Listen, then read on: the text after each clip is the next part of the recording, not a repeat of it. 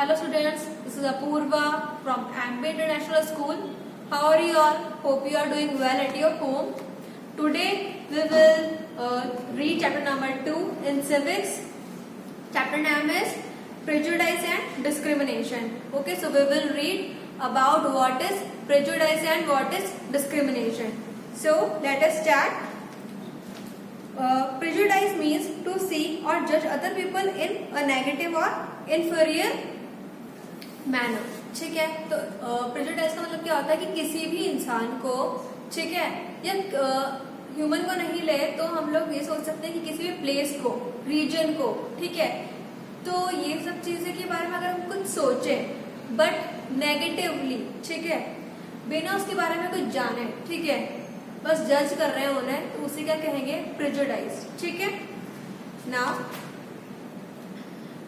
जैसे कि हम लोग ये सोचते हैं that English is the most superior language and all other languages are inferior. तो इसका मतलब क्या है कि जो बाकी लैंग्वेजेस है हम उसके लिए भी नेगेटिव थॉट्स लेकर आ रहे हैं, और जो लोग ये बाकी लैंग्वेजेस बोलते हैं इंग्लिश एक्सेप्ट इंग्लिश, हम उन लोगों के लिए भी नेगेटिव थॉट्स लेकर आ रहे हैं. ठीक है, ये आइडियाज लेकर आ रहे हैं. तो ये चीज क्या है? Prejudice.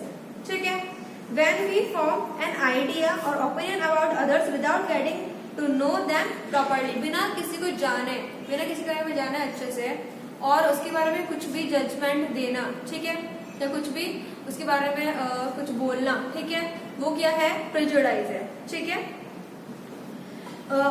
Eight times we may even act in a certain manner that can hurt और harm their feelings. This brings about differences among people. ठीक है. कभी कभी क्या होता है कि लोग जो होते हैं वो कमेंट भी करने लग जाते हैं. पहले तो हम लोग क्या कर रहे थे? सोच ही रहे थे, अपने मन में सिर्फ आइडियाज ही ला रहे थे, वो विचार, वो व्यूज ही ला रहे थे, वो थॉट्स ही ला रहे थे. लेकिन कभी कभी होता है कि बोल ही देते हैं, कमेंट ही कर देते हैं, तो उस वजह से क्या होता है कि जो सामने वाला उसको हर्ट हो जाता है. उस वजह से क्या होता है? Differences start becoming. ओके. कैसे ओवरकम करना है प्रेजुडाइज को? Prejudice by we can overcome prejudice by trying to understand people before judging them. ठीक है, पहले उनको समझो. अगर वो कोई कुछ काम कर रहा है तो वो ऐसा क्यों कर रहा है, उसके पीछे का वजह समझो, रीजन क्या है उस चीज के पीछे का. ठीक है, तो ये चीज है. Now we should give ourself and them a chance to get to know each other better before we form opinion about them. ठीक है. मतलब किसी भी, अगर हमें किसी को जानना है तो उसके पहले आप उसके बारे में जान लो. ठीक है, उसको या उससे बात कर लो कि ऐसा आप क्यों कर रहे हो. ठीक है, तब क्या होगा कि हम उससे अच्छे से जान लेंगे और जो इंफीरियर थॉट्स है वो नहीं होगा. ठीक है. स्टीरियोटाइप्स. स्टीरियोटाइप्स कौन होते हैं? इज अ फिक्स्ड आइडिया और believe that people have about something और समवन. जो प्रेजुडाइज था उसमें तो ये था कि हम लोग सिर्फ थॉट्स लेकर आ रहे हैं, किसी के बारे में सोच रहे हैं या कमेंट कर रहे हैं, जिसकी वजह से क्या है, मिसअंडरस्टैंडिंग हो रही है. ठीक है, ये चीज थी. लेकिन जो स्टीरियोटाइप है उसमें यह है कि कुछ लोग ऐसे होते हैं जिन्होंने मान ही रखा है कि यही चीज सही और यही चीज गलत है. वो ये चीज सोचते ही नहीं है कि हो सकता है कि वो गलत हो, ये चीज वो नहीं सोचते. उन्होंने बस फिक्स कर रखा है किसी चीज के बारे में कि नहीं ये चीज गलत है तो वो गलत ही है. ठीक है. अगर उनको कोई समझाता तभी भी वो नहीं रहता, उनको फिक्स आइडिया ही रहता है. ठीक है. तो इसमें क्या है? Stereotype limit us from looking to each person as a special individual with his और her own talent and skill. मतलब जैसे कोई बच्चा अगर फेल है किसी सब्जेक्ट में, तो अगर उसके पेरेंट्स होंगे तो वो यही सोचते रहते हैं. कुछ पेरेंट्स ऐसे रहते हैं जो यही सोचते हैं कि नहीं ये कुछ कर ही नहीं सकता, वो मान के ही बैठ जाते हैं. चाहे वो उसके अंदर कुछ और स्किल्स हो, कुछ और स्पेशलिटी हो उसके अंदर, हो सकता है वो गेम्स में अच्छा हो, स्पोर्ट्स में अच्छा हो, या ड्राइंग आर्टिस्ट हो, कुछ भी अलग चीज में हो सकता है वो अच्छा हो, बट पेरेंट्स होते हैं वो ये सोच के बैठ जाते हैं. ठीक है. ऐसे ही अब आता है नेक्स्ट वन, डिस्क्रिमिनेशन.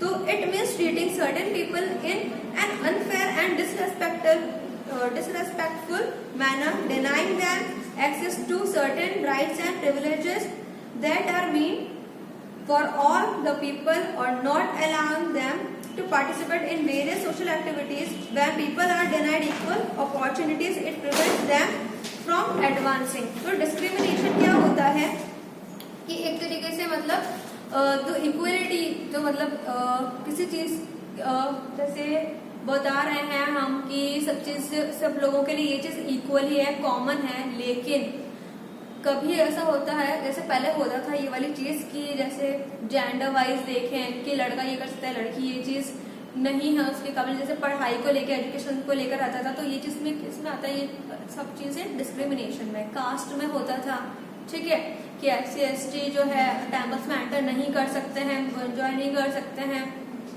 कुछ जगहों पर, और कहीं पे जो जनरल्स जो लोग रहते हैं वो कर सकते हैं। तो ये सब चीजें रहती थी, ये किसको डिफाइन कर रही है, ये कर रही है डिस्क्रिमिनेशन को, या कलर को लेकर भी होता था कि अरे इसका डार्क है ये और ये फेयर है, तो इसको हम लोग जैसे पहले से होता था कि सब लोग सोचते थे कि नहीं ये डार्क है तो ये हमारे लोगों से क्या बिलोंग नहीं करता, तो इसको थोड़ा अलग रखो, उनसे बात नहीं करना।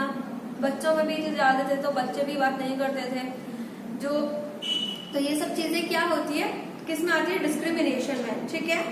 और discrimination leads to an unbridgeable gap within society. इसकी वजह से क्या होता है कि जो अनब्रिजेबल है, मतलब कि जो एक जुड़ाव है वो नहीं हो पाता सोसाइटी में उन लोगों के बीच में, फिर वो टूटते ही रह जाता है, ठीक है। जैसे किसी के बारे में अगर अपने सोच ले कि नहीं ये हमारे टाइप का नहीं है, इससे थोड़ा अलग रहो, ठीक है। जैसे कुछ क्लास में रहता है कि ये फेल होता है बच्चे, से हम बात नहीं करेंगे, और जो रैंकर्स रहते हैं वो बोलते हैं कि हम लोग अलग ही रहेंगे, हम लोग उसके साथ बैठेंगे भी नहीं, उसके साथ लंच शेयर भी नहीं करेंगे, तो ये चीज किसमें आती है, डिस्क्रिमिनेशन में। अब है कास्ट बेस्ड डिस्क्रिमिनेशन, जैसे कि there are 4 caste, Brahmans, Kshatriyas, the Vaishyas and the Shudras are divided on the basis of their occupation. जैसे जो एक्टिविटीज होती है, पिकिंग, गार्बेजेस, कटिंग हेयर और cleaning were considered impure and task of lesser value. तो ये जो क्लीनिंग वगैरह जो करते हैं, इस वजह से क्या होता है, उनकी जो वैल्यू है वो बहुत ज्यादा कम हो जाती है, और इस वजह से क्या होता है कि उनको हर जगह पर पार्टिसिपेट करना का जो उनको जो रहती है अनुमति जिसको बोलते हैं वो नहीं मिलती है, ठीक है।